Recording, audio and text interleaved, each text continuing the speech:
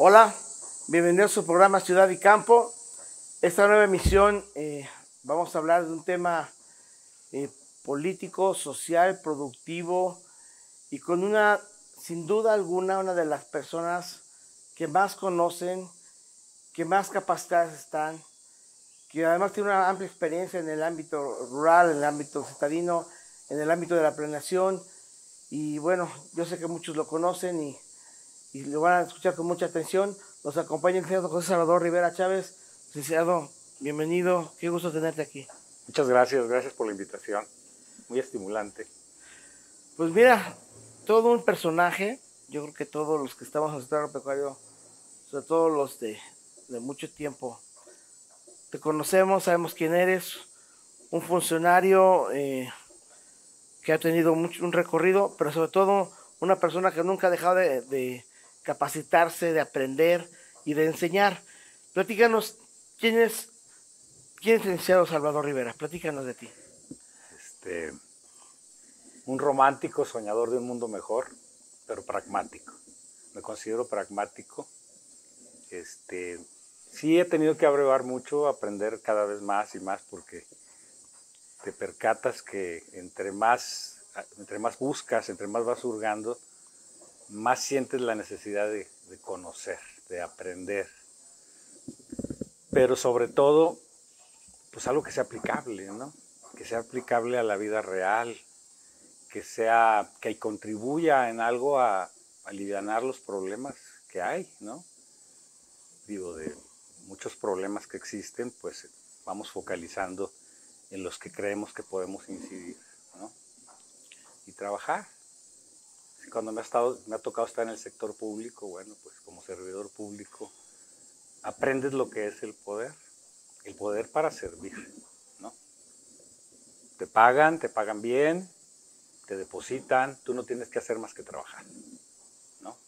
Pequeño detalle. Pequeño detalle, pero apasionante, porque es muy estimulante, bastante estimulante ver la satisfacción de la gente que tiene un trato amable, cariñoso, de deferencia, y no porque seas el funcionario, sino porque tienes algo que aportar también, ¿no? Tú tienes una amplia trayectoria política, social, educativa. Háblanos de tu formación profesional, eres licenciado en Derecho, platícanos de tu formación profesional y cómo llega, y de ahí derivamos otros temas. Sí, yo empecé muy joven en Ciencias Políticas y Administración Pública, una carrera que quedó trunca en una pasantía. Posteriormente estudié la carrera de Derecho porque al estar en la administración pública te das cuenta que la única manera de que se cumplan los postulados sociales, o sea, la sociología, la ciencia política, que es el servir, el mejorar las relaciones entre las personas en la sociedad y con su gobierno, se requiere la aplicación de la ley, ¿no? Se habla mucho de crear nuevas leyes, de crear nuevas normas, pues quizá en algunos casos, pero en general, pues México es uno de los países que tiene un marco jurídico más amplio en el mundo, ¿no? Es que nos falta aplicarlo, aplicar. Entonces, la clave, yo digo siempre, está en aplicar la ley. En una institución hay un reglamento interno que se cumpla, hay normas generales para el servidor público, las leyes de responsabilidades administrativas de los servidores públicos, no estar con el temor de la ley, sino en cumplimiento estricto de la ley, porque la ley está hecha para que haya una mayor eficacia en el servicio público, ¿no? Y evitar corruptelas, ¿no? Evitar, como decíamos hace un rato, corrupción es desde aceptar un cargo para el que no estás capacitado, ¿no? Hay muchos corruptos ahí, ¿eh? Pues, no sé, pero el no tener la experiencia. La ley orgánica en el caso de los municipios es muy clara. Cuando menos 2 años de experiencia en el cargo, cuando habla de la tesorería, de la contraloría, de tal. ¿Cuántas de las personas que están, pues que se volteen a ver si tienen realmente la experiencia? La formación profesional, bueno, pues es tener documentos, es tener un título, una cédula profesional, ¿no? Pero más allá de los documentos, que cuando estás en las instituciones, pues son exigibles, ¿no? es estar viendo cómo puedes ir mejorando. Entonces yo, pues he abrevado, me he hecho ya 2 maestrías, una en Ciencias Políticas y Sociales, un máster en Administración de la Gestión Pública en un convenio con la Universidad de Brest, de Francia, y bastantes certificaciones, ¿no? En narcológico, las necesarias pues para cuando me ha tocado estar en el servicio público, pues ahora sí que dar el ancho, dar cumplimiento cabal y eficaz, ¿no? Entonces, ahorita estoy en una aventura muy importante, muy interesante, que me tiene muy motivado, que es el doctorado en Derecho y Ciencias de la Complejidad, ahí en el Colegio de Morelos, con un gran guía ahí, moral y sabio, el doctor Juan de Dios González Ibarra, y la plantilla ahí de grandes catedráticos. Y pues ahí se cumple la máxima de que nunca dejas de aprender. Nunca seas demasiado viejo para aprender. Doctorado en Ciencias Políticas y Ciencias de la Complejidad. Sí, las ciencias de la complejidad. Pues vaya que está complejo. A ver, ¿qué es eso? O sea, no es un... A ver, explícanos, ¿qué es eso y qué tiene que ver contigo? Tiene que ver con poner orden en todo mi quehacer, de vida y profesional. Yo soy municipalista de origen, me considero un especialista en municipalismo, soy miembro activo de la Unión Iberoamericana de Municipalistas, fui miembro de la Asociación Nacional de Investigadores del Municipio, fui miembro del Consejo de Premiación de Desarrollo Rural Municipal, el nacional, fui dos años miembro, y el municipalismo ha sido algo que siempre desde muy joven, pues yo trabajaba de IBM, de chícharo en la presidencia municipal de mi ciudad natal, y de ahí me nació... ¿De dónde eres tú? De Torreón, Coahuila. Y entonces siempre ha sido ahí. Pero, pues el campo, la naturaleza siempre ha sido mi mayor pasión. Y la naturaleza, pues tiene que ver mucho con la gente del campo, ¿no? Y de ahí mis incursiones en el campo, me tocó fundar la Sociedad Civil Escuelas Campesinas a principios de los 90. Prevalece aún con la medalla Emiliano Zapata por mérito a los procesos productivos. He estado mucho en la sociedad civil, yo me considero más de la sociedad civil que del sector público, pero pues en el sector público me ha tocado, he recibido invitaciones, tengo la dicha y la jactancia, por así decirlo, de que he sido invitado no por influyentismo, en realidad las 2 ocasiones, 4 ocasiones que he tenido un cargo de dirección general o de subsecretaría, no conocía yo a los titulares, sin embargo, pues el destino, soy un creyente también ferviente, respeto las creencias religiosas, pero soy un fiel creyente en la existencia de Dios y de la espiritualidad. Respeto cualquier forma no me considero ni de izquierda, ni de derecha, ni de centro, y de ahí viene lo de las ciencias de la complejidad, ¿no? La pluralidad. Las ciencias de la complejidad, para no meternos en muchos enredos, porque estamos abrevando apenas, entrando a fondo a ello, viene a llenar un vacío que ha dejado la disgregación de las ciencias y de la filosofía y de las artes. Recordemos cómo los primeros filósofos se enfocaban mucho en el arte, en la poesía, ¿no? Pero también en la guerra y en la política, ¿no? Entonces llega un momento en la historia de la humanidad en que se van generando las especializaciones de las ciencias y haciendo a un lado la filosofía en algún momento. Y entonces esta dispersión, esta disgregación de las ciencias lo que hizo es que pues se fueran sí especializando, pero dispersando. Entonces la sociedad requiere un manejo integral de sus necesidades, de sus dinámicas, ¿no? Entonces, pues las ciencias de la complejidad vienen a no aglutinar, como dijéramos, la coordinación interinstitucional clásica, ¿no? Sino a ir a ver más allá del método tradicional o de los métodos tradicionales que buscan simplificar o acabar, digamos, tener los resultados acabados siempre. Las ciencias de la complejidad te llevan a una dinámica donde nunca nada es acabado, todo es inacabado. En proceso constante de evolución, de transformación, la sociedad, si observamos, decimos, pues ya entramos a un régimen de no es cierto. La sociedad trae una dinámica envolvente, pero que a la vez hay digamos, un tironeo donde, pues el derecho, ¿no? No, pues la sociología, la economía.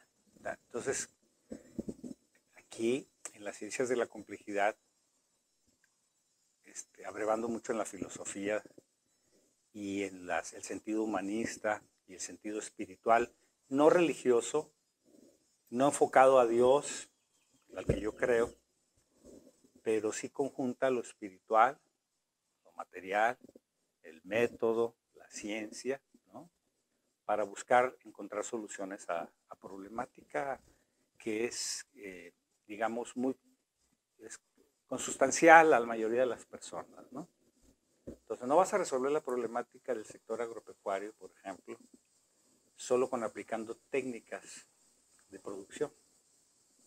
Tienes que entrar con la sociología, tiene que haber arte, porque la gente, ¿cómo quieres que la gente tenga bienestar pleno?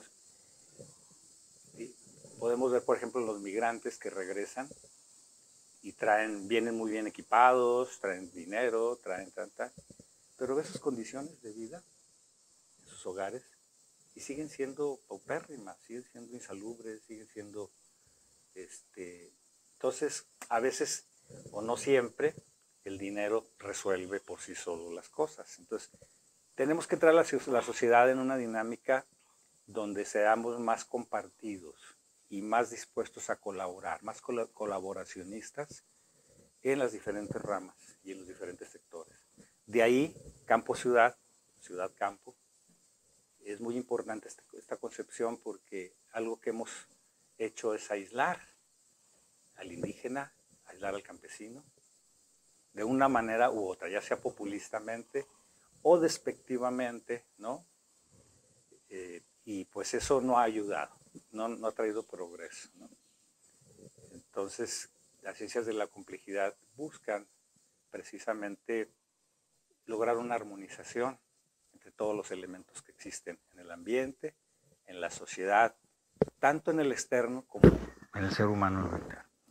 Ok, vamos a quedarnos con esa idea, porque finalmente el tema de la complejidad ahorita lo vamos a traducir al pie tierra, al campo, al agro, a nuestra sociedad rural, a lo que haces hoy en día y tu experiencia que ha sido como funcionario en el sector agropecuario. ¿Te parece? Vamos a un corte ciudad y campo, regresamos.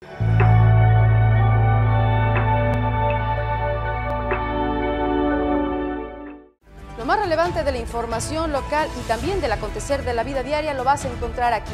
Síguenos a través de nuestras redes sociales de Lo de Hoy Morelos en nuestra segunda emisión de 2 a 3 de la tarde y la tercera de 8 a 9 de la noche. Por supuesto, también en el canal Televisión Abierta 10.1, ViX Televisión. Todo tiene un motivo, todo tiene un porqué. Muchas personas que no conocemos el trasfondo. Aquí, en las dos caras de la moneda, descubriremos verdaderamente quiénes son los políticos, qué lo incitó, cuáles fueron sus verdaderos motivos. No hay nadie totalmente bueno ni totalmente malo. Los seres sociales y culturales que componen nuestro estado, incluso México o el mundo. No te lo pierdas en Lo de Hoy Morelos y en ViX Televisión.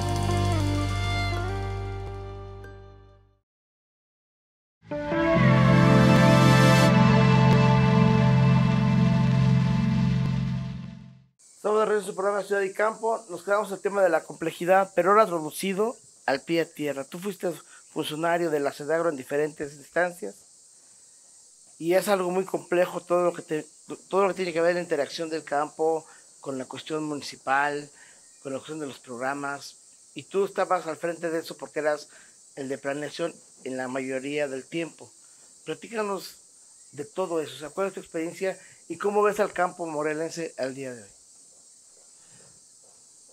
Bastante complicada la la pregunta, vamos a tratar de dar una respuesta muy objetiva, ¿no? Porque se estila decir que cuando yo estuve fue la mejor época, ¿no? Cuando es un servidor público fue la mejor época. Pero como servidor público, cuando me tocó estar, en el caso concreto que comentas, de la Dirección General de Planeación del sector agropecuario estatal, encontré una gran apertura de las personas que me invitaron a trabajar, sin habernos conocido antes. Encontré una gran apertura con el gobernador del momento incluso, para desarrollar ideas propias. Llegas a una institución, es que así siempre se ha hecho. Bueno, sí siempre se ha hecho, pero vamos a buscar manera de que si se ha hecho así y no ha sido eficiente, pues vamos a buscar maneras de que esto sirva más a la gente, ¿no? Y empieza a cambiar, y la complejidad pues tiene que ver con el carácter del ser humano, de los funcionarios menores, mayores, intermedios, de los usuarios de los servicios de la institución, que son los patrones. En realidad no es una palabra populista desgastada. Realmente debes entender. Llega un campesino desde Azochapan y lo regresan porque le faltó una copia de no sé qué. Cuando tú tienes copiadora ahí, ¿no? Es empezar a cambiar. Primero empezar a cambiar la forma y dejar también clarificado quiénes son los clientes, los usuarios de la institución, ¿no? Y que pues no es una empresa, es una institución pública, ¿no? Entonces, para empezar ahí.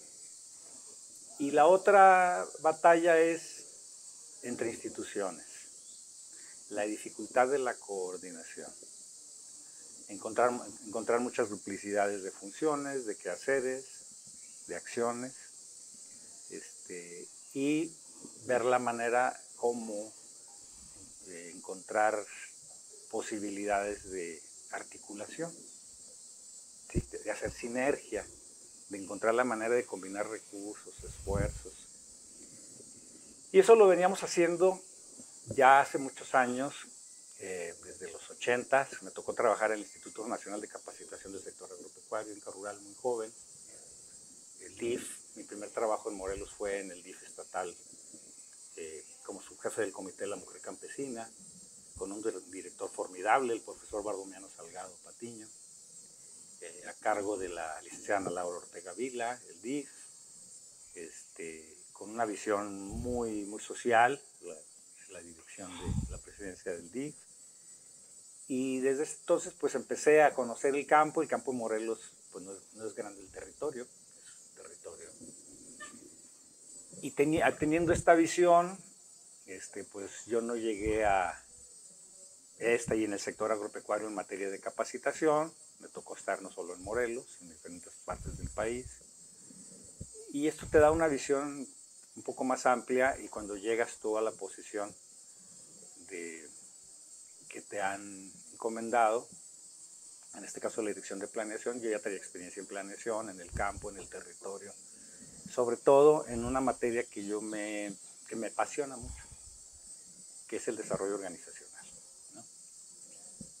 La construcción organizativa, que no es constitución puramente. La constitución es un acto administrativo protocolario, pero la construcción es la participación activa de quienes están, las personas interesadas, en definir desde objetivo hasta la figura asociativa, ¿no? Y no decirle, no, pues ahora te toca a ti una cooperativa, te queda bien tal, te queda bien, no, vamos a discutirlo. Y es algo que he manejado yo, que considero, pues, no he visto gente que lo maneje así. Entonces, comento esto como preámbulo a tu pregunta, porque entramos a una posición de dirección habiendo visualizado lo que hay en la gente misma del campo, ¿no? Con las escuelas campesinas, Trabajamos mucho con las uniones de ejidos en la época donde era muy difícil la organización, no se permitía en el Estado que se trabajara en la organización campesina. Entonces, llegamos y vemos varias cosas que hechas, digamos, sin una planeación, ocurrencias en algunos casos, perdón, pero sí, había un programa de plantación de mucho agave, por ejemplo, Azul Tequilana Weber, por ponerte un ejemplo de cómo lo vimos, ¿no? Pues ahorita lo estamos viviendo. ¿No? Estaba prohibido, o sea, no era permitido, pues, no, la norma oficial mexicana no permitía. Sin embargo, desde las instituciones se autorizaron miles y miles de plantas de Azul Tequilana Weber. Y luego venían infestados con el picudo, y fue cuando viene la crisis, pues, de Jalisco, ¿no? Y buscaban, pues, los empresarios de Jalisco encontrar desfogues en otros lugares para sembrar, colocar su planta y demás. Pero bueno, me apoyó mucho, mis jefes me apoyaron mucho para poder adquirir tecnología. ¿Quiénes eran tus jefes? En ese entonces el secretario era el licenciado Víctor Sánchez Trujillo y el señor gobernador era Sergio Estrada Cajigal, ¿no? Y me apoyaron mucho para adquirir tecnología, empezamos a usar todo el equipo satelital para georreferenciar cultivos, para ubicar, pues para ver que en términos reales qué es lo que hay, qué es lo que sí existe. Y la planeación se fortalece más desde ahí porque tienes una claridad de ubicación de las cosas, de los proyectos, de las superficies, del estatus en que se encuentran esos cultivos. Y ahí empezamos a geolocalizar, a ubicar plantaciones de aguacates. Bueno, en ese durazno, todavía el aguacate no tenía tanto auge, estaba teniendo mucho auge el durazno. La caña de azúcar, que lo tienen bien ubicado los arroceros. Me tocó participar mucho en la organización de las sociedades de producción rural de los arroceros, desde las escuelas campesinas, para que el gobierno les pudiera regresar los molinos de arroz que tenía administrando una gente que tenía don Antonio Riva Palacio, administrando los molinos de arroz. Y hicimos la gestión para lograr que los molinos regresaran a los productores, al menos el Buenavista y el San José, que son los de... Siguen vivos. Sí, que son de los productores realmente, ¿no? Siempre los fueron, de alguna manera, ¿no? Entonces todo esto nos permitió, ya traíamos una visión pues más amplia de cómo estaba el campo, ¿no? Entonces, afortunadamente, sí se realizó la planeación, se realizó mucha planeación participativa, tanto con productores, y ahí viene la vena municipalista. Logramos conformar los consejos municipales de desarrollo rural sustentable, ¿no? De hecho, desde antes, cuando estuvo el ingeniero Albino Franco, de presidente municipal de Miacatlán, logramos hacer el Comité Municipal Agropecuario, el primero, donde en ese ejercicio logramos que se destinara una partida presupuestal para que los productores decidieran en consenso a dónde dirigir esos recursos, a qué parte del campo, a qué proyectos. Muy interesante porque se fomentó mucho la subsidiariedad, es decir, no, pues a mí dame, bueno, el proyecto del compañero requiere y nos va a empujar por ahí, vamos a apoyar en esta ocasión el proyecto del compañero o de los compañeros, ¿no? Y muy interesante, un ejercicio muy, muy interesante. Entonces, cuando nos toca estar ahí adentro, pues empujamos esa estrategia muy bien apuntalada por el secretario en su momento,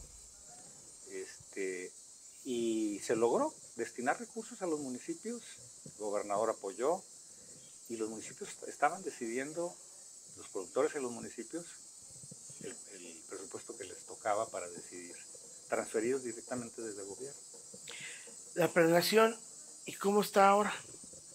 O sea, porque finalmente tocó esa parte importante de los comunders, hoy FAEDES, que manejan los recursos municipales, pero ¿qué ha pasado? O sea, ¿tú cómo lo ves ahora?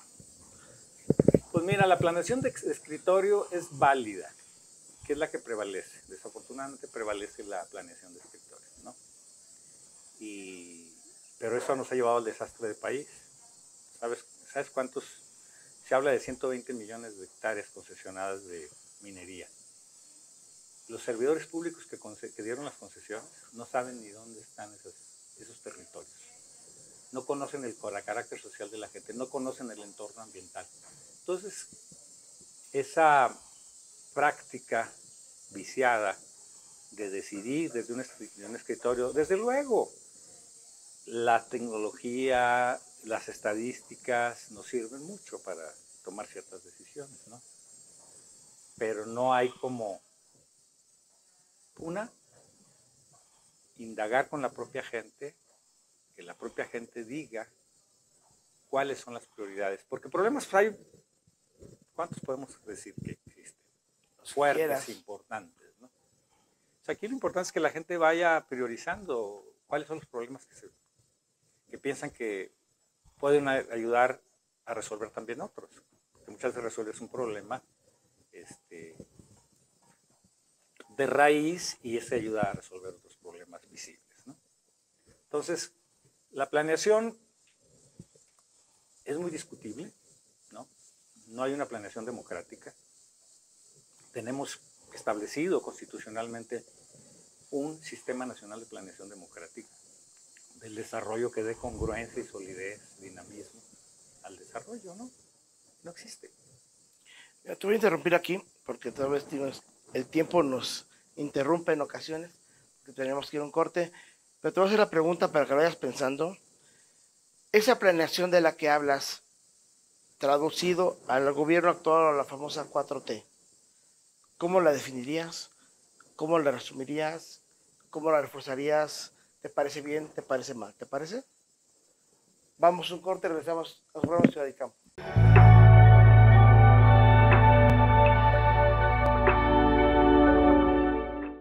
Bienvenido a tu programa La Danza de la Vida. Queremos invitarte a que escuches grandes personalidades de la cultura mexicanas de talla nacional e internacional. Todos los domingos a las 7 de la noche en lo de Hoy Morelos y Dix Televisión.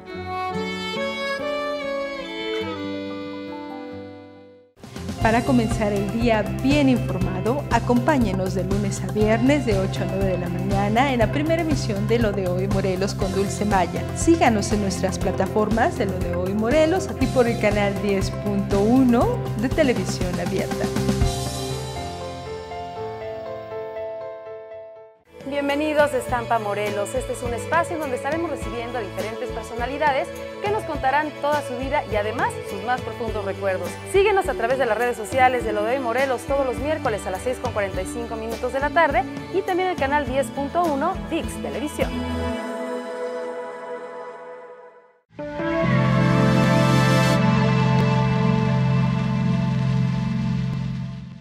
Somos de regreso a su programa Ciudad y Campo. Tú, como todo un metodólogo, sabes planear, sabes cómo establecer metas, programas. ¿Cómo definirías lo que hoy sucede en el gobierno de la 4T, tanto a nivel federal, a nivel estatal? ¿Qué opinas de lo que está pasando? Yo creo que no está respondiendo a la intención del presidente, a los esfuerzos del presidente por transformar. No está respondiendo del todo. Quizá por las alianzas que tuvo que tener el señor presidente para llegar al poder y en esta ocasión, pues tuvo que allegarse a personas que son de las mismas de siempre. Porque finalmente cuando dicen los presidentes del pasado, pues ahí siguen vivitos, nada más que ahora están de otro color. Sí, pero hay gente verdaderamente de izquierda, hay gente que está haciendo el esfuerzo, ¿no? El mismo presidente empujando en su labor, pero hay servidores públicos que no se ve que estén respondiendo a la intención del presidente de la transformación. Una transformación no es solo de eslogan.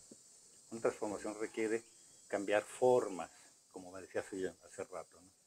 Una planeación pues, que conjunte a todas las instituciones, o sea, precisamente desde la perspectiva de la complejidad, cómo lograr las sinergias. Si hay más recursos de un lado que de otro, bueno, ¿cómo hacemos para combinar? Estamos dando recursos a a personas muy vulnerables, ¿ok? ¿Cómo le hacemos para que esas personas tengan una vivienda digna, para que mejore la microeconomía? Nos estamos olvidando de eso. Nos perdemos mucho en el asunto de los indicadores macroeconómicos. Y esos, ya desde la bursatilización de la economía, están distorsionados. Hay una manipulación en el mercado bursátil, ¿no? En las bolsas. Entonces se distorsiona. Entonces la volatilidad y las distorsiones de la macroeconomía sí pegan a los países, sí pegan a la economía, pero estamos olvidando fortalecer la microeconomía, es decir, la economía, planear para que se vaya fortaleciendo de abajo hacia arriba. Volvemos al clásico modelo de sacar el circulante para evitar la inflación. Entonces, por eso es que se dan los estancamientos, ¿no? Yo considero que hay instituciones que no están haciendo una planeación humanista realmente, realista. ¿Cuáles? Pues Ponle nombre. Sedatu, por ejemplo. Sedatu, que es toda una dependencia, es un monstruo, ¿no? Tiene pues sí, tiene el campo, pero entonces ya vemos una tendencia hacia el urbanismo. Pero Sedatu es un cascarón. Pero pues está invirtiendo. Ya no tiene nadie, o sea, ya, ¿quién está ahí? Sí, Es más, ¿existe todavía? Pero tiene el poder del campo y tiene el poder. O sea, sí, el agropecuario está en la Secretaría de Agricultura. Y del bienestar ahora. Y a bienestar. Entonces, bienestar pues es un monstruo. Bienestar es todo. Es un monstruo y entonces, desafortunadamente, instituciones que están duplicando funciones. Como una institución está manejando cuestión de producción, ¿no?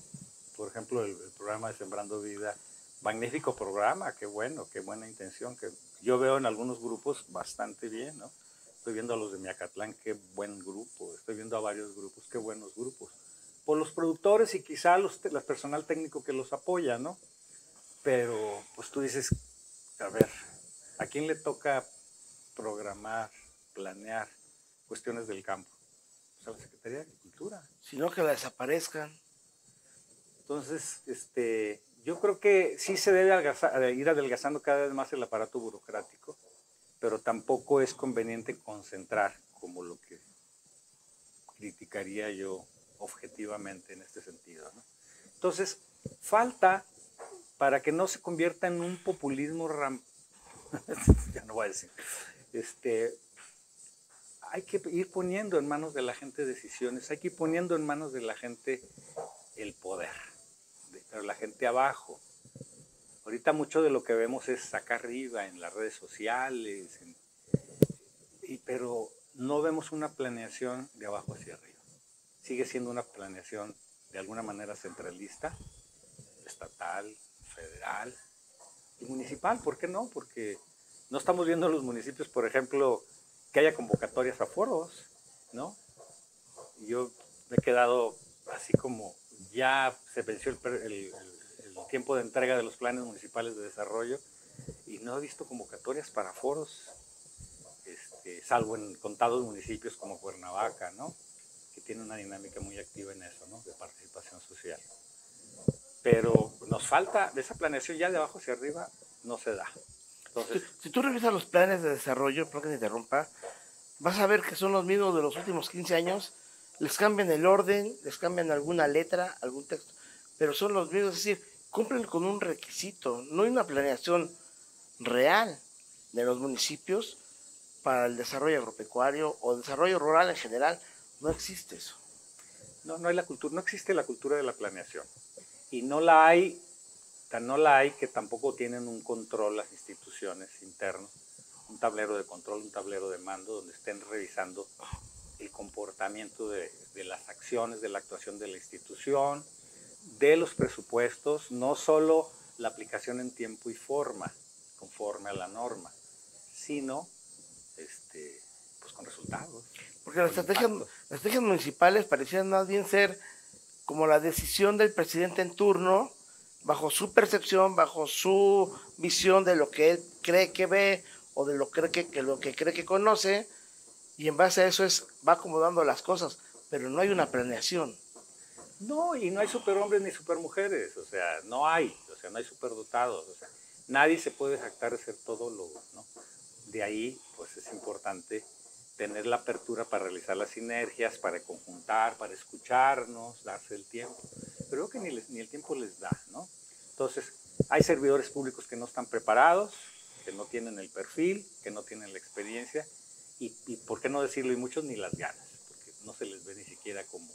Porque hay gente, me tocó ver gente que no estaba tan preparada, pero que con muchas ganas fue aprendiendo y fue siempre dando lo mejor de sí, ¿no? Las hay, garbanzos de a libra, pero no, la planeación yo la veo invisible, valga la contradicción, algo invisible no lo ves. Porque sí hay un problema serio, o sea, por ejemplo, los programas de apoyo, llamémoslo así, prácticamente hoy están desaparecidos para el sector productivo. Quizás están enfocándolo a la base primaria de la cadena, que también sería muy cuestionable la forma en que lo están haciendo. O sea, ¿qué perspectiva tiene el campo bajo las condiciones actuales? Muy complicadas, porque no hay presupuesto. Para empezar, no hay presupuesto, tú sabes. En el Estado, pues bajó a menos del 50% el presupuesto de cuando me tocó a mí estar. Y ahora sí, no por criticar de que estuvimos bien o estuvimos mal, ya la historia nos juzgará. Pero en términos presupuestales, por ejemplo, me tocó participar en la formulación de la propuesta de ley de protección de los maíces criollos en el estado natural del estado de Morelos, el tercer estado que tener una ley de este tipo, y se logró con el secretario del momento que, bueno, también es de cabildear, decir, bueno, te voy a imponer el 10% del presupuesto en la ley, pues me la vetas, ¿no? Entonces vamos a ponernos de acuerdo. Y el secretario del momento dijo 5% del presupuesto estatal anual del sector va para maíces nativos, criollos. Estaríamos hablando en ese entonces, pues, ¿de cuánto, no? Pero fíjate, ahorita teníamos el tema de lo nativo. Ni el 10. Cuando tú estabas, el presupuesto era de 100 millones de pesos, más o menos. Poco más, sí. ¿Y eso qué año fue? Todavía el 2011. 2011. Cuando yo ya... 11 años después, el presupuesto está a la mitad. A la mitad. Viola lo dispuesto en la ley. O sea, es una violación franca a la ley. ¿Cómo explicar eso? Pues yo ahí es a veces que digo, como sociedad civil digo, ¿dónde está la eficacia en la gestión? Ya no quiero hablar de lucha, ni de la gestión. La gestión no solamente para ir a exigir tal o cual, exijamos que no se baje el presupuesto con la ley en la mano. Por eso me refería que en cumplir la ley está la clave, ¿no? Dice la ley de desarrollo rural sustentable del Estado de Morelos que nunca podrá ser menor el presupuesto al año anterior, nunca. Y si le aplicamos el índice inflacionario, si le aplicamos tal, pues no hay presupuesto. ¿Cómo llegamos a esto? Habría que preguntarnos todos los actores sociales, ¿no? Y públicos, ¿cómo llegamos a esto?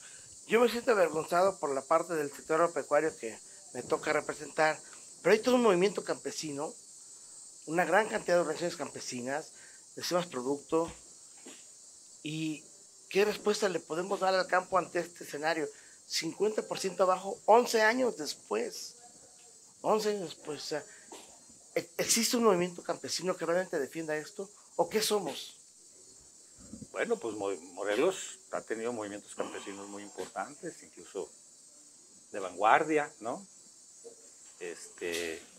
Yo ahí sí no te podría decir, yo respeto mucho las formas, me tocó estar del otro lado, me ha tocado estar de los dos lados, ¿no? Y conozco los dos escenarios, las dos formas, ¿no? Pero también había que ser como sociedad civil, ahora yo como sociedad civil que he regresado ya unos años para acá, hacer una autocrítica también nosotros, ¿no? Realmente tenemos una organización, y es donde yo hablo de construcción organizativa, no de ir formando, constituyendo, sino realmente tenemos una organización. O sea, ¿qué es la organización? ¿Hay democracia en las organizaciones? ¿Hay una organización real funcional?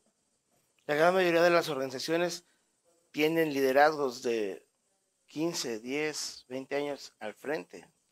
Bueno, pues ahora sí que ya eso sería una revisión interna que tendrían que hacer ellas, ¿no? Pero habremos que hacernos una autocrítica de los dos lados. Sí critiquemos a las instituciones y propongamos qué hacer. La veo complicada, yo no veo como una apertura para querer cambiar, ¿no? Ahí están las reglas de operación. Cuando fui servidor público era emocionante ir a discutir reglas de operación a la Ciudad de México, ¿no? Y me preguntaban que si yo de qué organización campesina era. Le decía, no, yo vengo de gobierno. Entonces, ¿por qué defiendes tanto? Le digo, porque en la práctica nosotros vemos que esas reglas de operación como ustedes las quieren imponer no son funcionales. Y a la gente le complican la vida en lugar de ayudar. Y además tenemos un país multicolor, que no es la misma un programa en Morelos, que en Sonora, que en Chihuahua, que en Yucatán, que en Jalisco, ¿no? ¿Sí? ¿Te parece si dejamos ahí la idea? Vamos a un corte y regresamos y continuamos en lo que estamos platicando, ¿te parece? Muy bien. Vamos a un corte, Ciudad del Campo, regresamos.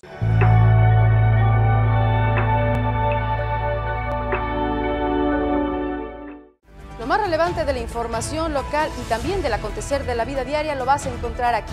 Síguenos a través de nuestras redes sociales de Lo de Hoy Morelos en nuestra segunda emisión de 2 a 3 de la tarde y la tercera de 8 a 9 de la noche. Por supuesto, también en el canal Televisión Abierta 10.1 ViX Televisión. Todo tiene un motivo, todo tiene un porqué. Muchas personas que no conocemos el trasfondo. Aquí, en las dos caras de la moneda, descubriremos verdaderamente quiénes son los políticos, qué lo incitó, cuáles fueron sus verdaderos motivos. No hay nadie totalmente bueno ni totalmente malo. Los seres sociales y culturales que componen nuestro estado, incluso México o el mundo. No te lo pierdas en Lo de Hoy Morelos y en ViX Televisión.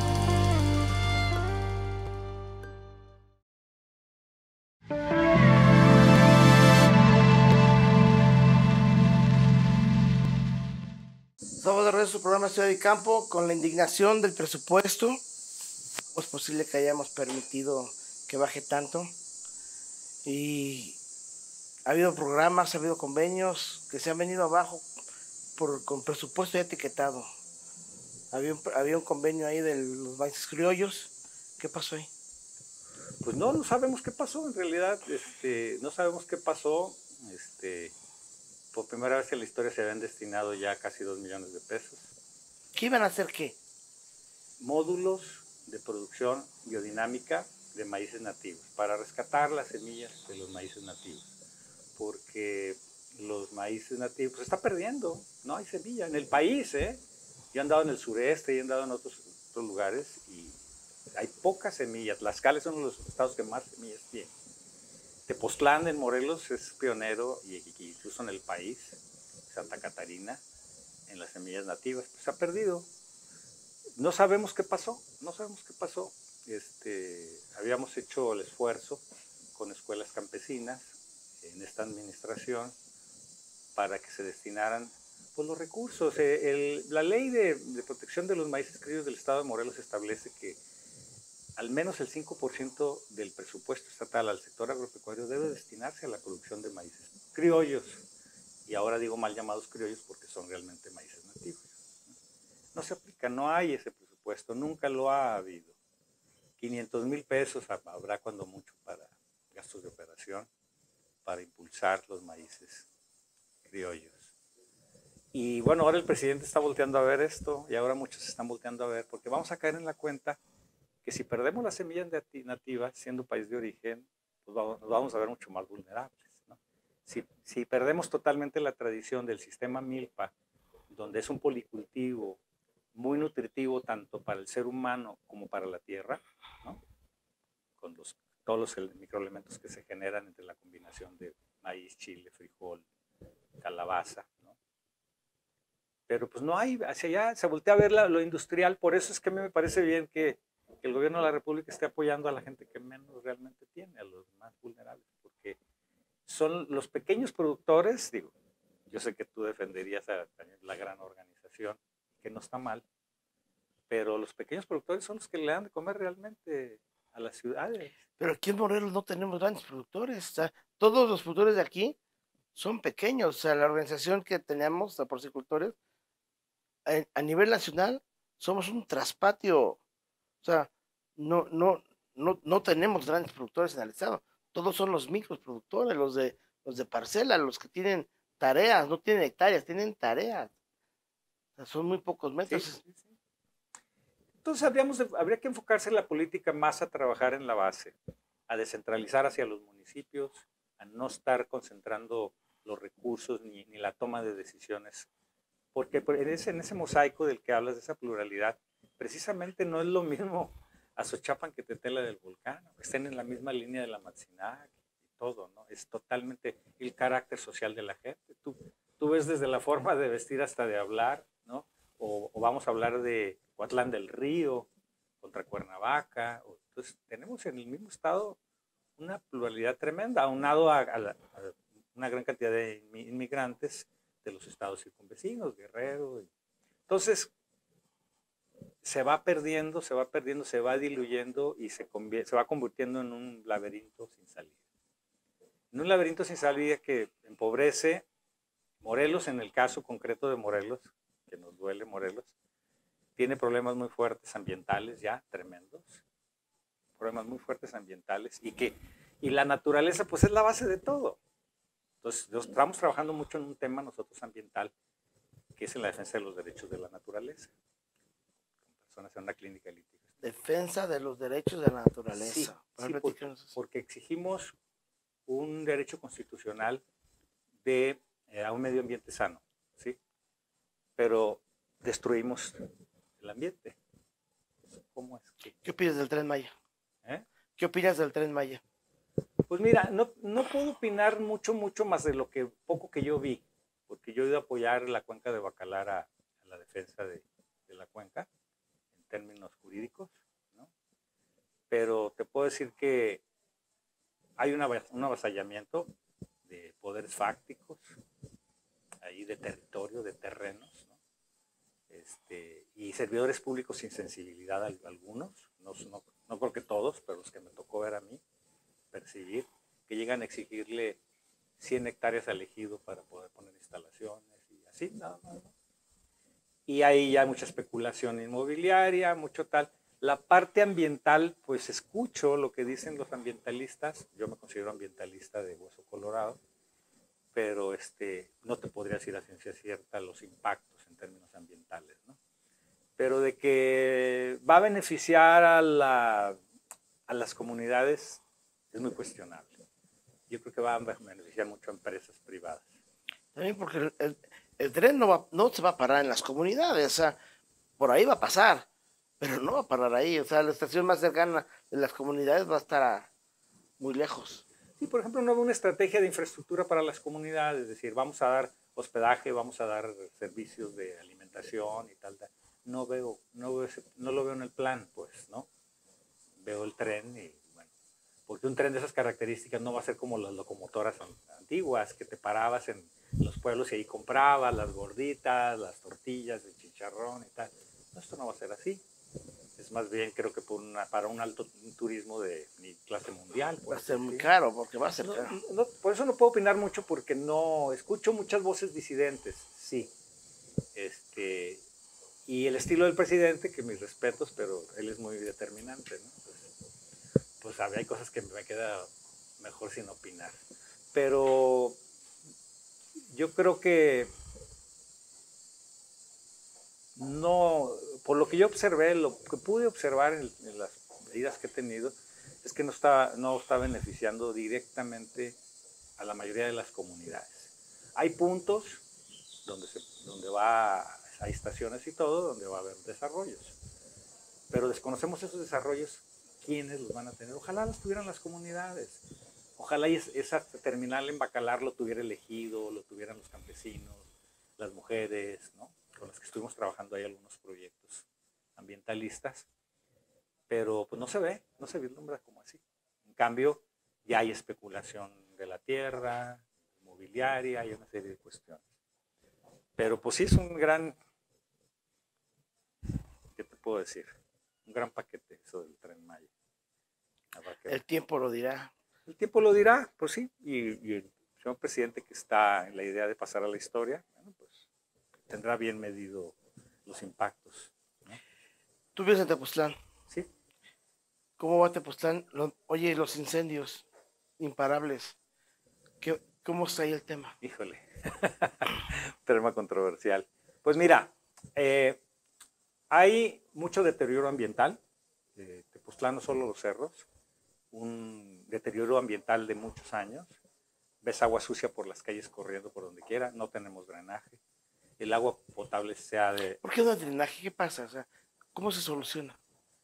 Pues, dinero y planeación. Planeación urbana.